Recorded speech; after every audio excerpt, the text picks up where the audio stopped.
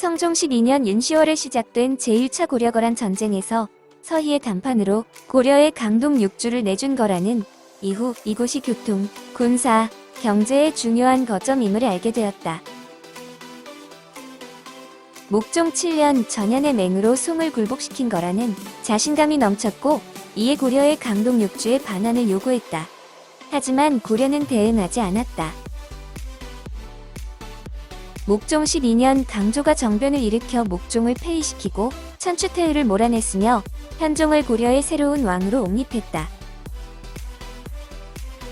현종 원년 11월, 거란은 강조에 대한 문책을 이유로 압록강을 건너 고려를 다시 침략해왔다. 자신들이 고려왕으로 책봉한 목종을 함부로 폐위한 것을 묵과할 수 없다는 논리였다. 제2차 고려거란 전쟁의 시작이었다. 거란은 제1차 고려거란 전쟁 때 성립한 책봉조공 관계를 통해 자기들이 고려와 사대 관계를 맺은 상국이라 생각했다. 따라서 강조가 자신들이 책봉한 목종을 시해하고 현종을 옹립한 것을 대역죄라 판단했고 거란의 황제 성종은 이를 반드시 바로 잡아야만 한다고 보았다. 현종 원년 11월, 거란의 황제 성종은 의군 천병이라 칭한 40만 대군을 이끌고 압록강을 건넜다.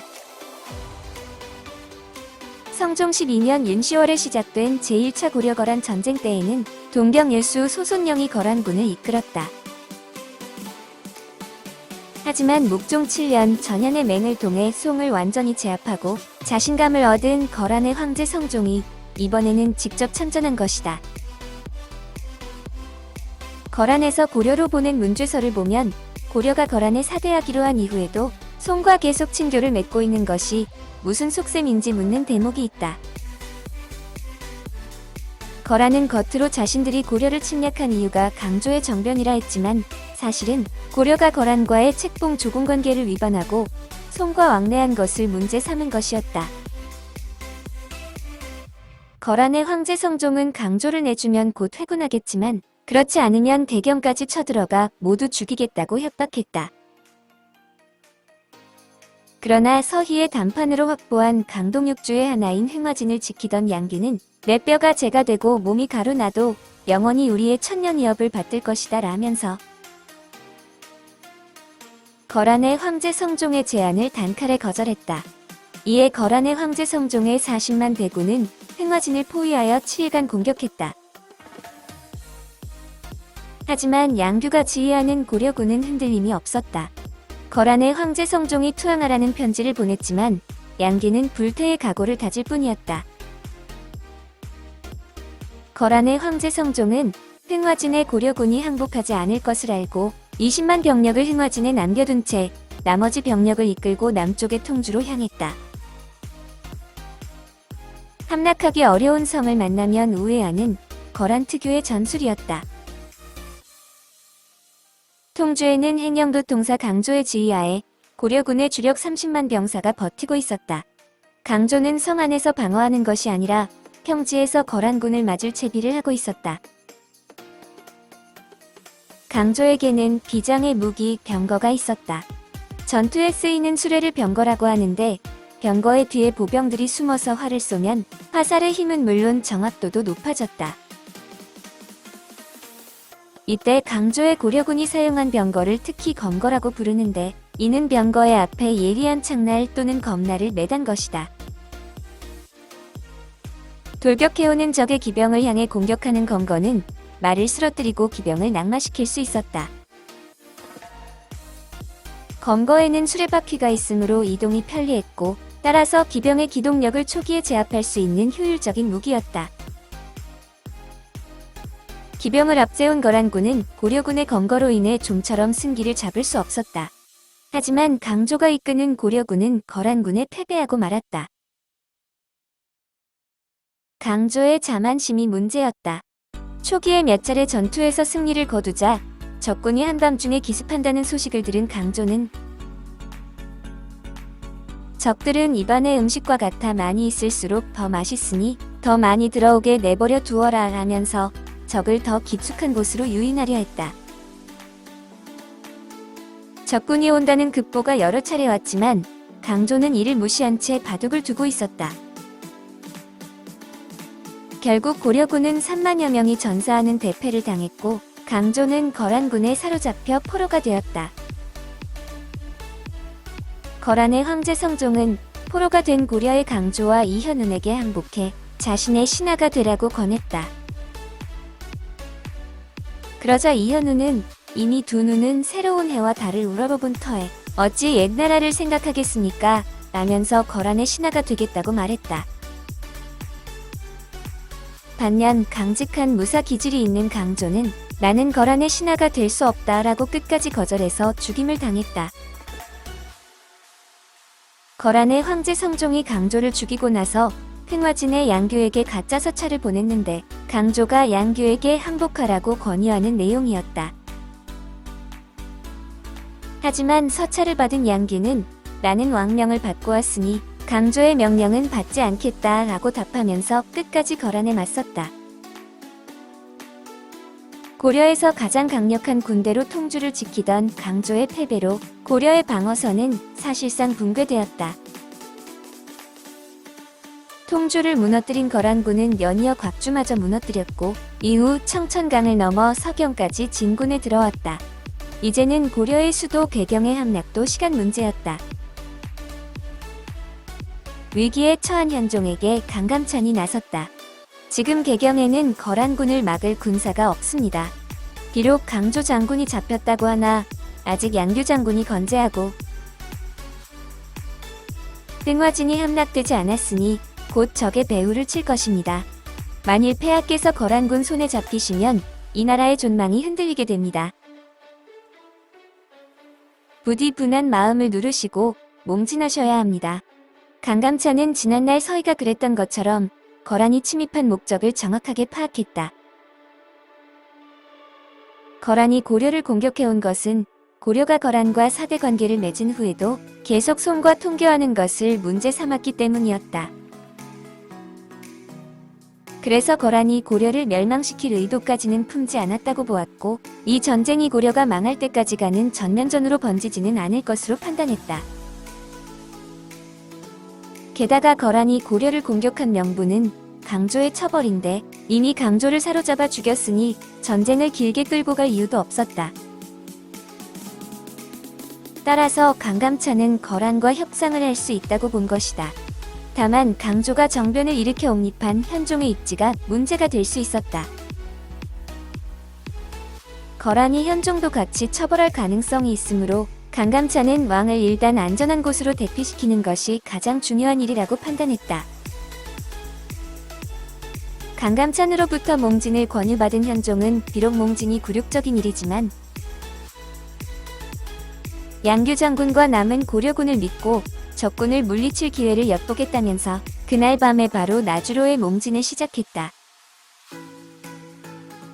현종이 몽진을 떠난 직후인 현종 2년 1월 1일 거란군은 개경에 무혈 입성했고 이때까지 쌓였던 고려의 많은 전적과 사서가 불타 없어졌다.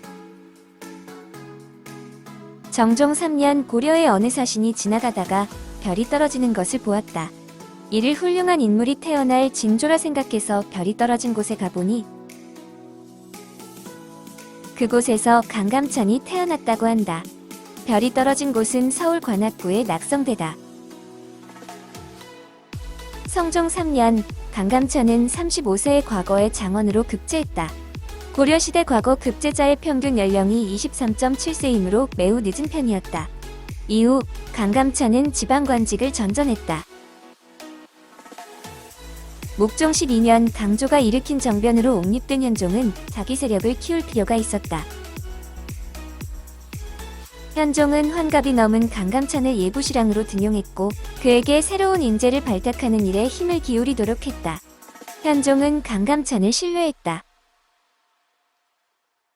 강감찬의 권유에 따라 나주로의 몽진을 떠난 현종은 중랑장 하공진을 거란 진영의 사신으로 보냈다. 협상을 통해 전쟁을 끝내고자 노력한 것이다. 하공진은 현종이 친히 거란의 황제를 아련하려 했으나 이미 남쪽으로 떠나서 부득이 자신이 대신 왔다면서 만약 거란이 군사를 돌린다면 현종이 직접 사죄하러 오겠다고 즉 친조하겠다고 약속했다. 친조란 책봉을 받은 왕이 책봉을 해준 황제를 직접 만나러 가는 것을 뜻한다. 원칙은 그렇지만 실제로는 사신을 대신 보내서 조공하게 하는 것이 일반적이다. 그런데 이때 현종이 직접 거란에 가서 황제를 만나겠다는 약속을 한 것이다. 거란은 고려의 친조 약속을 침공의 성과로 받아들였다. 거란은 전쟁 초기에 승리를 거두고 강조를 죽이는 성과도 있었지만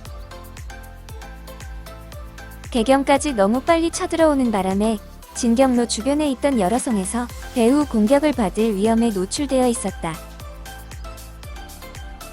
게다가 강조를 처형한 후 전쟁을 계속할 명분도 사라진 상태였다.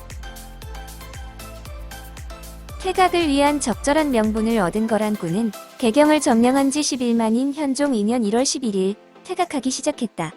다만 그들은 사신으로 왔던 하공진을 인질로 데리고 갔다. 거란군은 하공진의 친조 약속을 믿고 물러갔지만 양규와 김숙흥 등이 이끈 고려군은 퇴각하는 거란군을 곳곳에서 습격했다. 현종 2년 1월 17일 귀주의 별장 김숙흥이 중랑장 모량과 함께 거란의 병사들을 습격하여 만여 명을 죽였다. 현종 2년 1월 18일 양규가 무로대에서 거란의 병사들을 습격하여 2천여 명을 죽이고 포로 3천여 명을 되찾아왔다. 현종 2년 1월 19일 양규가 이수에서 전투를 벌이다가 성령까지 추격하여 거란의 병사 2,500여 명을 죽이고 포로 1,000여 명을 되찾아왔다. 현종 2년 1월 22일 양규가 여리참에서 전투를 벌여 거란의 병사 1,000여 명을 죽이고 포로 1,000여 명을 되찾아왔다. 특히 이날 3번의 전투를 벌여 모두 승리하였다. 이처럼 양귀는 원군도 없이 한 달 사이에 모두 7번을 싸워 많은 적군의 목을 베었고 포로가 되었던 3만여 명을 되찾았으며 수많은 말과 낙타, 병장기를 노획했다. 하지만 현종 2년 1월 28일 거란의 황제 성종의 주력 부대에 항전하던 양귀는 군사와 화살이 다 떨어졌고 이내 전사하고 말았다. 몽진길에 오른 현종은 수도인 대경에서 경기도 광주로 가서 평택을 지나 천안, 공주, 삼례, 완주를 거쳐 최종 목적지인 나주에 도착했다. 비록 하공진을 거란 진영의 사신으로 보냈지만 상황을 신속하게 전달받을 수 없는 상황이니 일단 빠르게 내려간 것이다. 신료들과 함께 겨우 군사 50여 명의 호위를 받으며 결행한 남행이었다. 현종이 수도 개경을 버리고 피란 가는 길은 상당히 험난했다. 왕을 호종하는 신하가 모두 도망가버리고 왕명을 사칭하는 자들도 나타나면서 왕으로서의 위상이 크게 떨어졌다. 왕이 먹을 것이나 묵을 곳을 구하지 못해 곤란을 겪었고 심지어는 지방 사람들에게 공격을 당하기도 했다. 현종은 강조의 정변으로 즉위한 이후 얼마 되지 않아 몽진을 가게 되었다. 따라서 왕으로서 현종의 권위가 아직 지방사회에서 받아들여지지 않았다. 또한 고려 왕실이 아무리 지방 세력을 흡수하고 통치하려 했어도 중앙조정의 통치력이 아직 지방에 미치지 못하고 있었다. 험난한 몽진길의 현종은 공주 절도사 김은부의 도움을 크게 받았다. 김은부는 백성들을 이끌고 나와 현종을 놀라게 했으며 옷과 특산물을 바치고 정식으로 수라상까지 바쳤다. 현종은 김은부를 잘 기억할 수밖에 없었다. 거란군이 물러나자 현종은 개경으로 돌아가는 길에 공주 절도사 김은부의 집을 다시 찾았다. 그날 밤 현종과 연을 맺은 김은부의 큰딸이 바로 현종의 제3왕후가 되는 원성왕후다. 현종 이전까지 고려 왕실에는 종래혼이 주를 이루었지만 현종 내부터 다른 성과의 혼인이 시작되었다. 김은부에게는 원성왕후 말고도 2딸이 더 있었는데 현종은 훗날 그 딸들도 모두 아내로 맞이했다. 현종이 제8대 왕인데 김은부의 첫째 딸 원성왕후가 제3왕후가 되어 제9대왕 덕종과 제10대왕 정종을 낳았고 둘째 딸 원예왕후가 제4왕후가 되어 제11대 왕 문종을 낳았다. 다만 셋째 딸 원평왕후는 제7왕후가 되었으나 아들이 없었다. 현종에게는 김은부의 세 딸을 비롯해 모두 13명의 아내가 있었고 그중 상당수가 지방 세력가의 딸이라는 점에서 태조 왕건의 혼인과 유사했다. 현종이 대량 원군이던 목종대에는 태조 왕건에 얼마 남지 않은 혈육이라는 말을 들었다. 하지만 현종은 13명의 아내로부터 모두 6남 8녀의 자녀를 두었고 이로부터 고려 왕실이 다시 번성하기 시작했다. 개경으로 돌아온 현종은 내가 스스로 오염되게 왕위를 계승하여 어렵고 위태로운 상황을 두루 겪었으며 밤낮으로 부끄러움과 다투며 그 허물에서 벗어날 것을 생각하므로 그대들은 나의 부족한 점을 힘써 도와주고 또 면전에서만 순종함은 없도록 하라 라고 말했다. 현종은 몽진길에 자신을 도와준 사람들을 보상해주고 도망간 사람들에게 벌을 주었다. 또한 강감찬의 건의를 따라 몽진했던 사실을 대단히 높이 평가했다. 거란에 끌려간 하공진에게 거란의 황제 성종은 그를 연경에 머물게 하면서 결혼도 하게 해주었다. 하공진은 순종적 태도로 잘 적응하는 것처럼 보였다. 하지만 이는 모두 연기였다. 그는 거란을 탈출하려고 모색하면서 치밀한 준비를 하고 있었다. 하공진은 좋은 말을 많이 사서 고려로 돌아가는 길목 곳곳에 배치해놓고 탈출할 날을 기다리고 있었다. 하지만 그의 탈출 계획은 드러나고 말았다. 하공진은 거란의 황제 성종에게 끌려가 국문을 받았다. 그는 거란의 황제 성종에게 저는 우리나라를 감히 배반할 수 없습니다. 죄는 10,000번 죽어도 마땅하나 살아서 대국을 섬기기를 원하지 않습니다. 라고 말했다. 거란의 황제 성종은 하공진의 태도에 감동해서 그를 회유하려 했다. 하지만 하공진은 강경한 태도로 끝까지 성종의 권위를 거절했다. 화가 난 성종은 하공진을 죽이고 그의 심장과 간을 빼내어 먹었다. 거란군이 물러간 이후 현종은 친조 약속을 지키지 않았다. 친조는 고려로서는 절대로 지킬 수 없는 약속이었다. 만약 국왕이 친조했다가 사로잡히면 상황이 아주 위태로워질 수 있었다. 친조를 하겠다는 약속은 거란군을 돌아가게 하기 위한 전략일 뿐이었다. 게다가 고려는 거란군이 돌아간 다음에 거란과 애초에 한 약속을 깨고 송과 다시 통교를 시작했다. 고려는 어떤 상황에서도 거란에만 종속되어서는 안 된다는 생각을 철저하게 하고 있었다.